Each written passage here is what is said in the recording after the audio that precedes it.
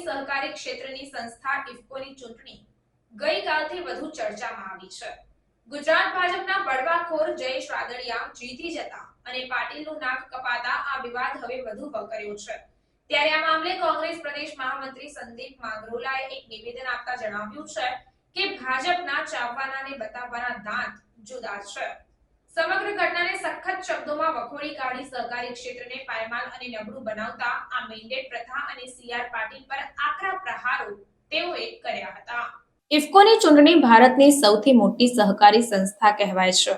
આ ચૂંટણીઓમાં ભાજપ દ્વારા મેન્ડેટ પ્રક્રિયા શરૂ કરતા અનાવડતવાળા લોકો સહકારી ક્ષેત્રમાં પ્રવેશે છે, જેના લીધે સંસ્થાઓ આર્થિક રીતે મુશ્કેલીમાં મુકાય છે, સંસ્થાઓ બંધ થાય છે। ઇફકોમાં ગુજરાતના ડિરેક્ટર તરીકે જયેશ રાદડિયા જીત્યા છે, ત્યારે પક્ષ વિરોધી પ્રવૃત્તિઓ બદલ સીઆર પાટીલ જયેશ રાદડિયા પર આગામી દિવસોમાં કેવા પગલાં લેશે તે સહિતની બાબતો વિશે આકરા પ્રહારો સંદીપ માંગરોલાએ કર્યા હતા।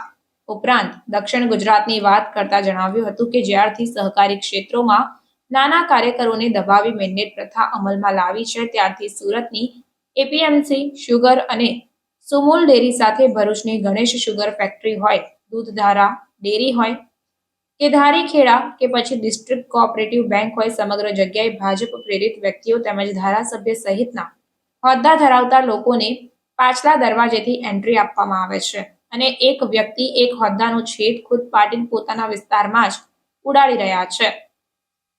તેમણે ગણેશ શુગર ફેક્ટરીની વાત કરતા જણાવ્યું હતું કે વર્ષ 2015 પછી આજ દિન સુધી ગણેશ શુગર ફેક્ટરીમાં કોઈ પણ પ્રકારની ચૂંટણી કરવામાં ન આવતા ભાજપના પ્રદેશ પ્રમુખ સીઆર પાટીલ દ્વારા પાછલા દરવાજેથી કસ્ટોડિયન સહિતના મહત્વના હોદ્દા પર પાર્ટી પ્રેરિત લોકોને તથા અનાવડતવાળા લોકોને બેસાડી દેવામાં આવતા ખેડૂતોનું અહિત થયું છે।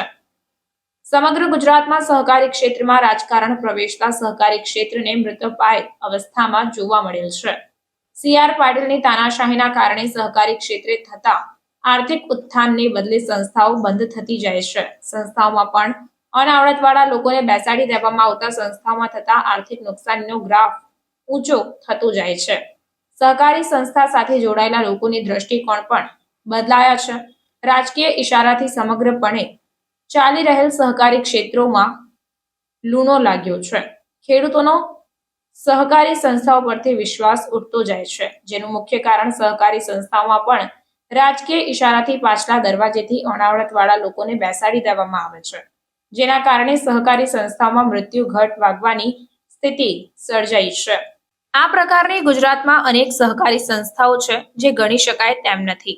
સીઆર પાટીલ, અમિત શાહ અને પ્રધાનમંત્રી મોદીને ઇફકોની ચૂંટણીમાં જયેશ રાદડિયાનો વિજય વિશે પ્રશ્ન પૂછતા કહ્યું કે આગામી સમયમાં તેઓ દ્વારા શું પગલાં લેવામાં આવશે તે વિશે સહકારી ક્ષેત્ર સાથે જોડાયેલા સૌ ખેડૂતો મીટ માંડીને બેઠા છે। આજે ઇફકોની ચૂંટણી થઈ, ભારત દેશની સૌથી મોટામાં મોટી સહકારી સંસ્થા અને એ પણ ગુજરાતની અંદર, અને ત્યારે ભારતીય જનતા પાર્ટીના ચાવવાના અને બતાવવાના દાંત જુદા છે એવું આજે પ્રસ્થાપિત થયું છે। જે પ્રમાણે ભાજપના પ્રદેશ પ્રમુખ સીઆર પાટીલ દાવો કરતા આવ્યા છે કે મેન્ડેટ ઉપર 350માંથી 349 ચૂંટણીઓ ભાજપ જીતું છે, પરંતુ આ મેન્ડેટના કારણે અનેક સહકારી સંસ્થાઓ જે છે એ બિન અનુભવી અને અણઆવડતવાળા નેતૃત્વના કારણે આજે આર્થિક રીતે મુશ્કેલીમાં મુકાઈ ગઈ છે, સંસ્થાઓ બંધ થતી જાય છે। ઇફકોની અંદર જયેશ રાદડિયાએ બળવો કરી અને ઇફકોના ગુજરાતના ડિરેક્ટર તરીકેની ચૂંટણીમાં વિજય મેળવી લીધો, ત્યારે સીઆર પાટીલ જે વાતો કરતા હતા એ સીઆર પાટીલની વાતો પોકળ સાબિત થઈ છે। આજે કેમ જયેશ રાદડિયાની સામે પક્ષ વિરોધી પ્રવૃત્તિ કરવા બદલ સીઆર પાટીલ કોઈ પગલાં ભરશે ખરા, કે માત્ર નાના કાર્યકરોને, નાના સહકારી કાર્યકરોને દબાવીને પોતાનું ધારેલું કરાવવા માટે આ મેન્ડેટ પ્રથા ભારતીય જનતા પાર્ટીએ અમલમાં મૂકી છે। ભરૂચ જિલ્લાની અંદર પણ અનેક એવા દાખલાઓ છે કે જ્યાં શુગર ફેક્ટરીઓ આવેલી છે, દૂધધારા ડેરી આવેલી છે. એમાં અનેક પદો ઉપર એક વ્યક્તિ સત્તા ઉપર બિરાજમાન છે. ધારીખેડા સુગર ફેક્ટરી હોય, ભારતીય જનતા પાર્ટીના નર્મદાના પ્રમુખ હોય અને દૂધધારા ડેરીના ચેરમેન હોય, તો આ એક જ વ્યક્તિ પાસે 3 હોદ્દાઓ છે. ધારાસભ્ય તરીકે ડિસ્ટ્રિક્ટ કોઓપરેટિવ બેંક હોય, ધારાસભ્ય તરીકે પૂર્વ સહકાર મંત્રી અને પંડવાઈ સુગરના ચેરમેન તરીકે ઈશ્વર પટેલ પાસે 3 હોદ્દાઓ હોય, ત્યારે CR પાટીલ કેમ ચૂપ છે? ત્યારે માત્ર પોતાના માનીતાઓને મેન્ડેટને આધારે સહકારી પ્રવૃત્તિમાં સત્તા ઉપર લાવવા માટેનું આ એક ષડયંત્રનો ભાગ છે. અને એમાં જે ખેડૂતોનું અહિત થઈ રહેલું છે, એના કારણે સહકારી સંસ્થાઓ આજે નબળી પડતી જાય છે. ગણેશ સુગર ફેક્ટરીનો દાખલો લઈએ તો ગણેશ સુગર ફેક્ટરીની અંદર 2015 પછી આજ દિન સુધી ચૂંટણી કરાવવામાં આવી નથી.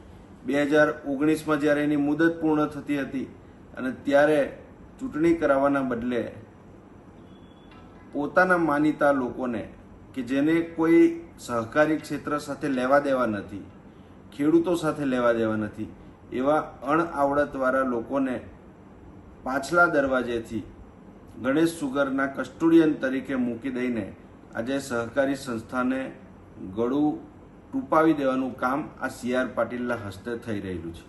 ત્યારે આવી અનેક સહકારી સંસ્થાઓ આ મેન્ડેટ પ્રથાના કારણે અને એમાં જે રાજકારણ ઘૂસાડવાનું કામ CR પાટીલે કરેલું છે, એના કારણે આ સ્થિતિનું નિર્માણ થઈ રહેલું છે.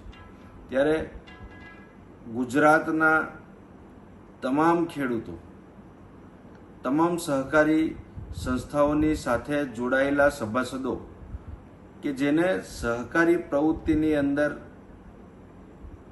આર્થિક ઉત્થાન થાય, સામાજિક ઉત્થાન થાય અને એક સહકારની ભાવનાથી નાની મોટી જે મદદ એને મળતી હોય છે એ પ્રેક્ટિકલ બનીને એમાંથી એનો લાભ મેળવી શકે, એ આશયથી જે સહકારી પ્રવૃત્તિ ચાલવી જોઈએ, એના બદલે આજે રાજકીય ઈશારાથી આ પ્રવૃત્તિ ચાલી રહેલી છે.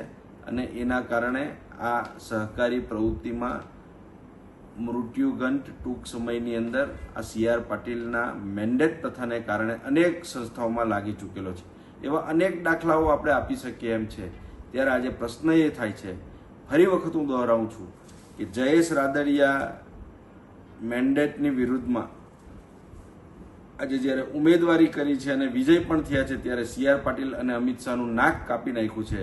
ત્યારે ભાજપ પગલાં ભરશે કે કેમ એ ખૂબ મોટો પ્રશ્ન છે. આ તો જયેશ રાદડિયા છે, પરંતુ એવા અનેક નાના કાર્યકરો કે જેને અન્યાય ભારતીય જનતા પાર્ટીમાં સહકારી પ્રવૃત્તિમાં થઈ રહેલો છે અને એના કારણે ખેડૂતોનું પણ અહિત થઈ રહેલું છે. ત્યારે પ્રધાનમંત્રી નરેન્દ્ર મોદી અને અમિત શાહ આ અંગે શું વિચારવા માગે છે, શું કરવા માગે છે, એના ઉપર સૌની મીટ છે. આભાર.